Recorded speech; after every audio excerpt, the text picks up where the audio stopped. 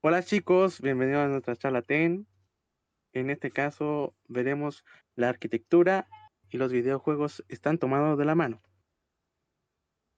Nuestros integrantes son Matías Tapia, Bruno Jarampa, Sebastián Contreras, Edison Orfanoz, Javier Navarrete, Carlos Rodríguez. Esto comienza, cambia de diapositiva por favor. Esto comienza con una charla entre amigos, entre el grupo, hablando sobre los videojuegos. En esto que salió una duda y una pregunta base, que sería, ¿los videojuegos tienen relación con la arquitectura? En esa charla hablamos sobre nuestros juegos favoritos, varias cosas en comunes que tenían, hasta que surgió la primera pregunta base. Sigue la diapositiva, por favor. En los videojuegos, ¿hay arquitectura? Si hablamos por encima, obviamente, los juegos, en los juegos hay arquitectura. Pero si lo vamos a lo complejo, más profundo, sí hay y mucha. Como es lo simple, como el mapa, lo visual, la luz, cómo opera la luz, eh, la composición de la casa o del lugar que estamos viendo, y lo complejo, como serían las físicas, cómo se relaciona con el lugar, las cosas que interactuamos visualmente con los juegos, eh, cómo se comporta cada cosa o en la pantalla, y también podríamos decir que todo eso se puede complementar, como en el siguiente juego que aparece en la pantalla. Cada cosa tiene sus detalles y todo eso. Y eso nos conlleva al siguiente punto. Sigue la diapositiva. Sí, ahora tengo que ver. ¿Quién habla? Cómo los Matías. espacios. Perdone. Bueno, voy a hablar sobre cómo los espacios afectan la percepción en el videojuego, según los ángulos de la cámara. Bueno, como saben, en los videojuegos, él tiene una cámara que no, solo como no es solo la cuestión visual, sino que también es definida por el jugador de qué verá y cómo se moverá en el escenario. La arquitectura digital debe ser adaptada al tipo de cámara. En primera persona, la coherencia espacial y la precisión en los interiores y en un área de referencia clara son necesarias. De igual forma, la presencia del jugador se siente desde dentro como una experiencia directa del entorno. En una cámara de tercera persona es cuando tú ya ves como el jugador desde detrás del hombro, como en los juegos así de Resident Evil, los espacios son más grandes y permiten una mayor libertad de movimiento.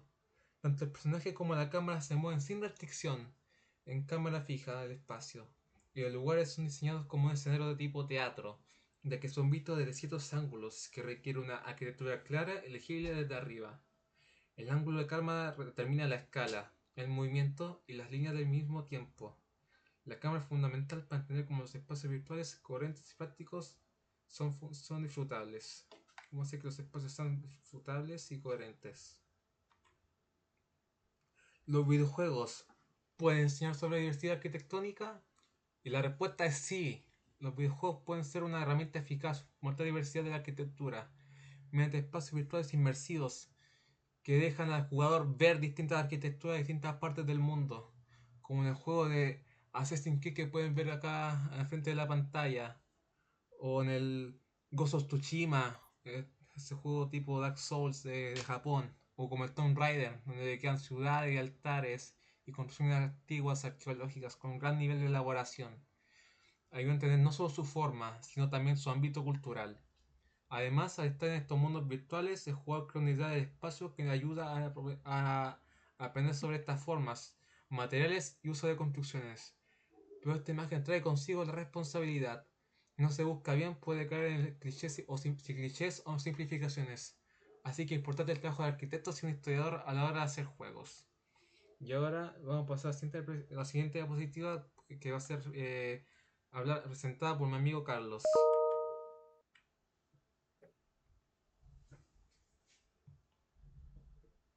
Carlos pasó.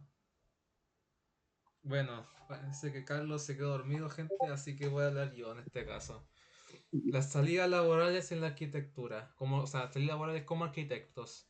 En la carrera de arquitectura es una que más contiene salidas dentro del núcleo del videojuego. Ya sea que las habilidades que aprende el arquitecto en su formación. Una de ellas es la capacidad de crear espacios funcionales y estéticamente atractivos, que son fundamentales tanto para el videojuego en sí como el diseño de niveles. Y no solo que sean estéticamente atractivos, sino que pueden crear una ambientación en los espacios, generándole un sentimiento al jugador, que puede ser de terror, como en el caso de acá, en un pasillo donde se ve una figura oscura, deslumbrada bajo la luz de esa lámpara que está ahí. Otro sería interesante que tienen los arquitectos son de que aprende arquitecto durante la carrera es el modelado 3D, que hasta si llega a aprender eso, es capaz de trabajar de forma autónoma, creando modelos de edificios y objetos, para luego venderlos a desarrolladores de videojuegos, como en el caso de Unity, que tú podías hacer tus propios assets, y dice así como modelos de videojuegos y venderlos a gigantescos precios. Y yendo por lados más generales, el arquitecto es un artista que sabe plasmar sus ideas en distintos medios que le permiten diseñar y darse a entender efectivamente. Puedes trabajar en una artista para crear conceptos de los espacios, personajes, ambientaciones y elementos gráficos, interfaces visuales, ya que sabe interactuar con el usuario. Arquitectura en el diseño de niveles. La arquitectura en los videojuegos no solo un apartado visual, sino que también influye en el recorrido de que hace uno mismo. Cómo juega, dónde se mueve el jugador. Los juegos por general nunca tenés exactamente por dónde tienes que ir, ya que eso sería aburrido. Especialmente en los juegos de mundo abierto. Pero gracias a la arquitectura te muestran por dónde tienes que ir. Por ejemplo, aumenta el tamaño de las puertas para que sean imponentes, muestra una iluminación que te guía a través del recorrido. También puede ser objetos que salten en el entorno para marcar el camino, como línea amarilla que ponen a veces y cosas así. Y bueno, esta sería nuestra charla TED sobre la arquitectura en los videojuegos. Espero que les haya gustado y que les haya servido para que puedan ver que la arquitectura está en todos lados, incluso en los videojuegos.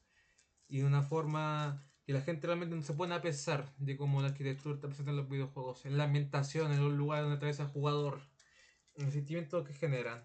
Y le quiero agradecer acá a mis compañeros, Bruno, Sebastián, Edison, Javier y Carlos. Aunque Carlos no pudo hablar ahora mismo, pero sí ayudó demasiado a la presentación, en la creación de la presentación. Así que muchas gracias por su atención y esperamos que tengan una buena tarde. Adiós.